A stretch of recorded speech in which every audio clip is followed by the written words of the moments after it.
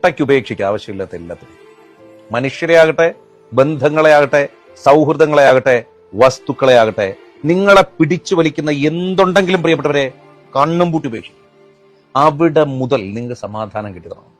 നമ്മുടെ വീട്ടിലെ ആവശ്യമില്ലാത്തതെല്ലാം എടുത്ത് കളഞ്ഞ് ഐശ്വര്യത്തിന് നിറയ്ക്കുന്ന ഒരു സംസ്കാരം മലയാളിക്കുണ്ടായിരുന്നു. പക്ഷെ നമ്മുടെ ജീവിതത്തിൽ എന്തുകൊണ്ടാണ് നമ്മൾ ചെയ്യാത്തത്? നമ്മൾ ഈ നെഗറ്റീവ് സാധനങ്ങളെ എടുത്തു മാറ്റി പോസിറ്റീവ് കൊണ്ടുവരുന്നതിന് പകരം നമ്മൾ എപ്പോഴും നെഗറ്റീവുകളെ തന്നെ ഇങ്ങനെ അടുക്കി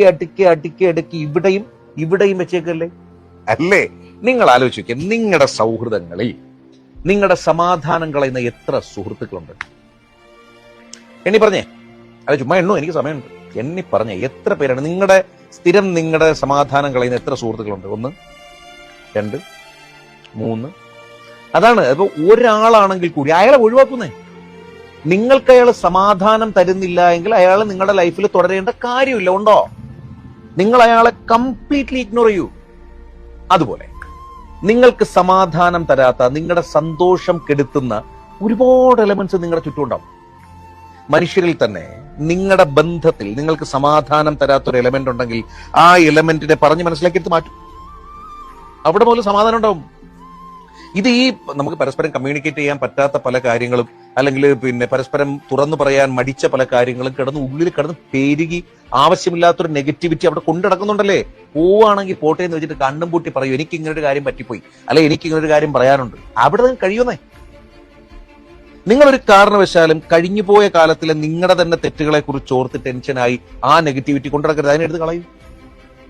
നിങ്ങൾക്ക് സമാധാനക്കേടുണ്ടാക്കുന്ന മനുഷ്യർ അതാര് തന്നെയാണെങ്കിലും, ഐ റിപ്പീറ്റ്, അതാര് തന്നെയാണെങ്കിലും നിങ്ങളുടെ ലൈഫിൽ നിന്ന് ഉടനെ തന്നെയോ അല്ലെങ്കിൽ പതിയെ ഒഴിവാക്കും. നമ്മൾ എന്തിനാ ജീവിക്കുന്നത്?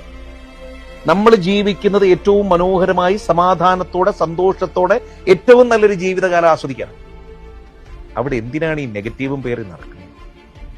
നിങ്ങളെ പിന്നോട്ടേക്ക് വലിക്കുന്ന, നിങ്ങളെ വല്ലാണ്ട് ഭാരം കൂട്ടുന്ന ബന്ധങ്ങൾ നിങ്ങൾക്ക് നല്ലതല്ല. പലരും ചോദിക്കാറുണ്ട്, എനിക്ക് അയാളെ വേണം, അല്ലെങ്കിൽ എനിക്ക് അവളെ വേണം, അവൾ പക്ഷെ ഭയങ്കര ഭാരമാണെന്ന് എനിക്കറിയാം, അവൾ എനിക്ക് നല്ലതല്ല എന്നറിയാം, അല്ലെങ്കിൽ അവൻ എനിക്ക് ശരിയല്ല എന്നറിയാം, പക്ഷെ എനിക്ക് അയാളെ വേണം. എന്തിന്? ഇപ്പൊ അതൊക്കെ തോന്നുന്നതാണ്. പോകെ നിങ്ങൾക്ക് തന്നെ മനസ്സിലാവും അയാൾ വേണ്ടിയിരുന്നില്ല. ഇതിനു മുൻപും എത്രയോ മനുഷ്യർ നമ്മുടെ ലൈഫിൽ വന്നുപോയി.